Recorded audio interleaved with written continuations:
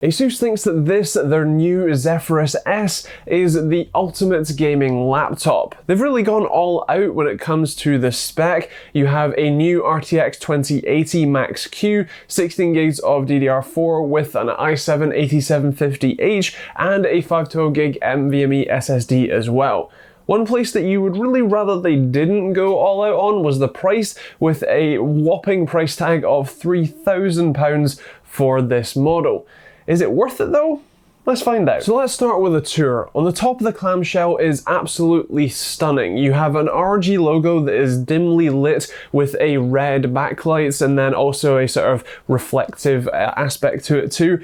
In the right light, this is just absolutely gorgeous, and even the two-tone accents on the top of the clamshell really just add to the laptop styling. On the back and side, you'll find all of the I/O from 2 USB 2 ports, one USB 3.0 port, 2 Type-C ports, although one of them, while claiming to be a DisplayPort port as well, neither of which, as far as I'm aware anyway, have Thunderbolt 3 support. You have an HDMI port, DC in, headphone and microphone combo jack, and that's about it. While we're here, you'll likely notice the large chunk hanging off the back of the laptop that doesn't lift up with the screen. This is likely for extra cooling, as is the lift kit that it's got installed underneath, not to mention the underglow LEDs.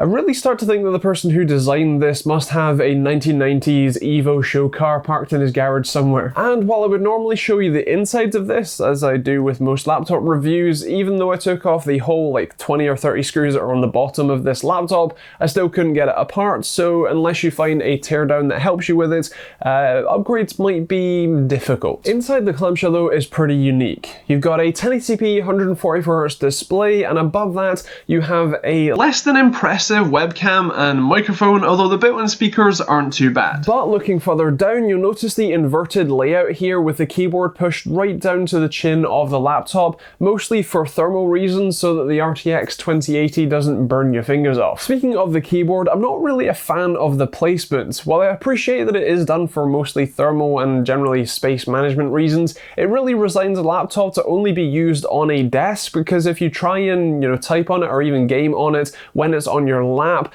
you really just have a very awkward and uncomfortable experience, which I really can't recommend. When you are on a desk though and typing away, it's actually pretty nice. The key travel isn't massive, and overall it's not a keyboard that blew me away, but overall it is still plenty fine and I could get used to it with no problems. The trackpad has actually moved to the right side of the keyboard and doubles as a number pad.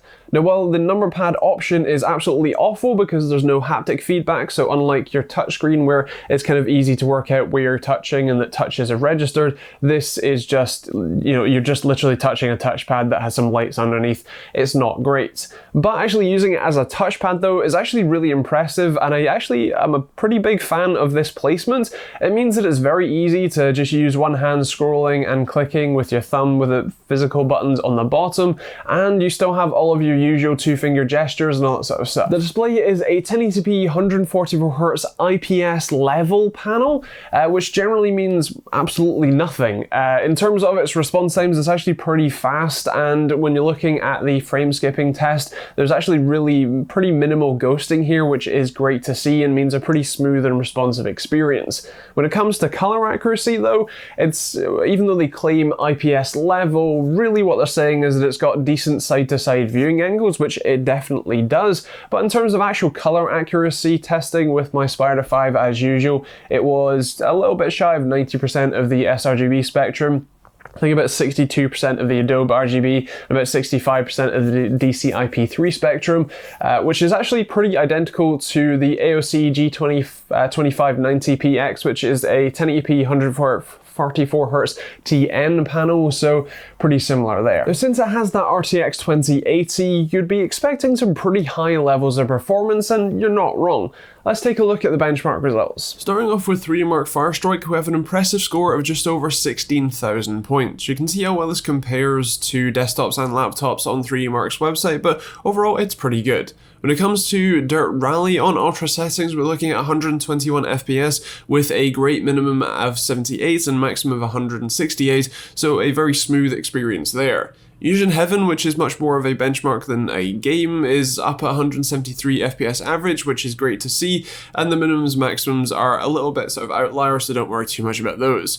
When it comes to PUBG, on ultra settings again, we are getting 93 FPS average, which is actually pretty great considering it's PUBG and it's on ultra, and while the minimums are a bit low, it's actually a little bit of an outlier, so don't worry too much. When it comes to Fortnite, we're looking at 125 FPS on epic settings, and again minimums of 51 and maximums of 182, so very smooth there too, and a very enjoyable gaming experience. Temperature-wise, the GPU didn't really seem to break a sweat, only hitting 68 degrees Celsius, but the CPU was really kind of going for it with a maximum of 94 degrees Celsius, and it also got pretty loud too. Here's a quick sound test. So just to give you some context for the audio test, this is how loud I am, and this is how loud the laptop is with just CSGO running.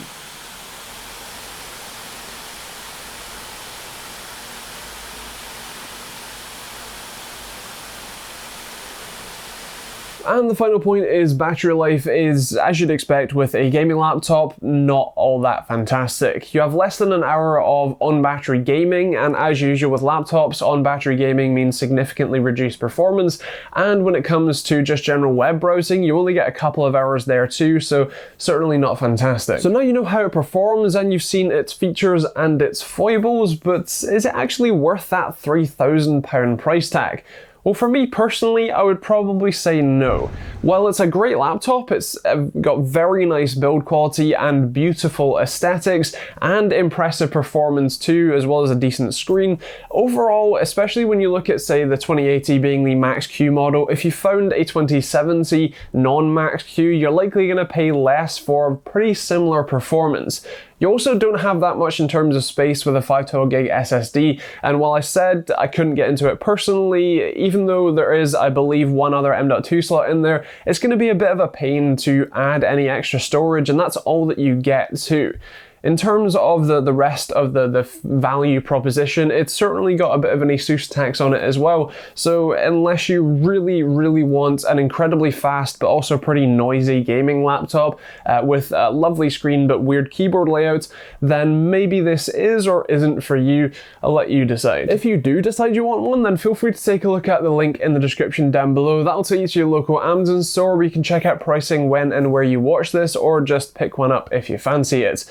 I'd love to hear your thoughts on this in the comments down below. Is this the ultimate gaming laptop? Is there some compromises that you'd make differently or whatever else? I'd love to hear your thoughts down there too. Feel free to support the channel with plenty of links in the description. There's Amazon and Overclockers UK affiliate links which don't cost you anything but massively help me out when you use them, or you can support me directly on Patreon and get cool rewards for doing so.